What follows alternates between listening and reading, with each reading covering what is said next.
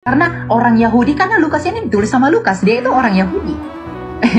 Jadi kalau dia itu orang Yahudi, tidak mungkin dia punya perspektif bahwa kalau memang hukum Taurat itu berlaku sampai selama-lamanya. Anda mengatakan Lukas ini orang Yahudi, data Anda dari mana? Lukas aja dari namanya itu adalah nama orang Roma.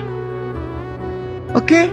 Dan tidak ada catatan yang mengatakan bahwa Lukas itu orang Yahudi, tidak. Lukas itu jelas oleh tradisi Kristen sendiri menduga dia berasal dari Antioquia, Syria, dan dia berdarah Yunani. Lalu ketika saudara mengatakan dia orang Yahudi, ilmu dari mana Anda dapatkan itu? Saya tidak menyatakan kalau si Lukas itu orang Yahudi, ya, enggak. Mungkin kesalahan bahasa, enggak, saya juga tidak mengakui dia orang Yahudi. Karena orang Yahudi, karena Lukas ini ditulis sama Lukas, dia itu orang Yahudi. Jadi kalau dia itu orang Yahudi. Saya mau tanya dulu nih, dari penjabaran saudara ini yang panjang lebar ini, saya mau tanya, tolong jawab ya atau tidak. Jemaat perkumpulan orang-orang yang ada ketika Yesus memberikan mandat kepada Petrus muridnya, apakah jemaatnya itu adalah kumpulan orang-orang yang tidak bersunat? Jawab. Ya, benar. Hah? Orang-orang yang bersunat. Aha, orang-orang yang bersunat berarti jemaat pertama Kristen atau bukan? Nah ini, oke, lanjut dulu.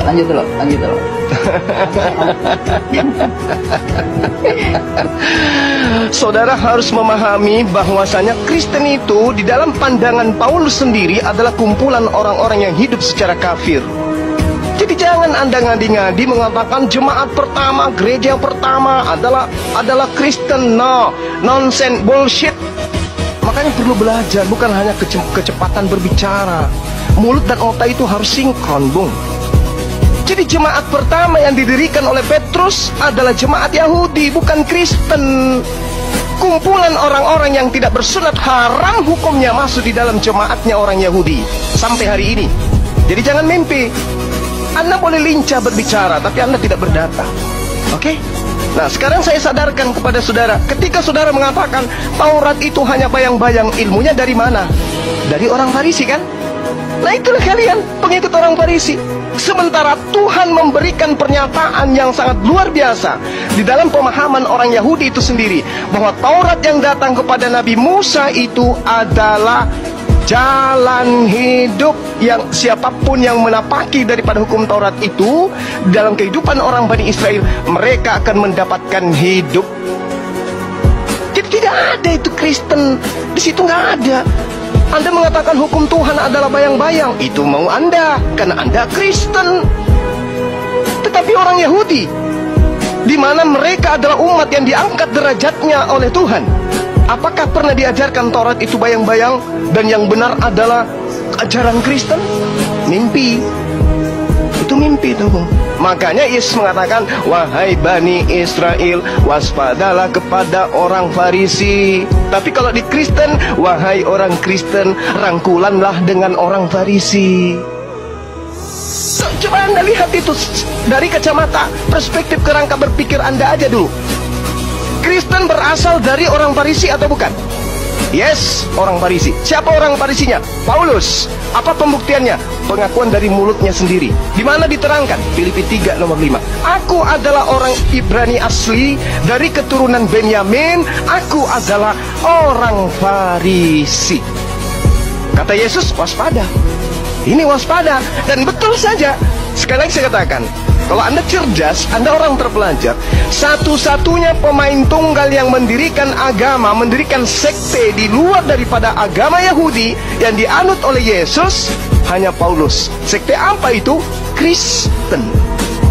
Orang Yahudi menyebutnya Nasrani. Itu diterangkan dalam Kisah Para Rasul 24 nomor 5. Jadi tolong teman-teman Kristen mulai hari ini Anda imani dan percayai bahwa jemaat pertama adalah Kristen. Itu buyar. Tinggalkan itu adalah pembodohan. Jemaat pertama yang didirikan oleh Petrus adalah kumpulan ahli-ahli Taurat. Mereka adalah orang-orang yang bersunat. Mereka yang ketika masuk ke bait suci bukan duduk di bangku, tetapi mereka berdiri untuk sujud di hadapan Tuhannya mereka. Sebelum masuk ke rumah ibadah mereka cuci kaki, cuci tangan, membasuh wajah dan seterusnya. Mereka wudhu. Sementara Kristen itu beda. Jadi jangan pernah mimpi jemaat mula-mula yang didirikan di atas batu karang itu adalah Kristen. Itu pembodohan. Catat itu. Jemaat yang didirikan Petrus adalah kumpulan orang-orang yang bersunat. Mereka adalah praktisi Torah. Ya, catat. Sehingga ketika Anda mengatakan kami adalah Kristen awal mula dari muridnya Yesus, itu bohong. Paulus mendirikan sekte di Antioquia itu karena dia mengaku dia diutus sebagai rasul kepada orang-orang yang tidak bersunat.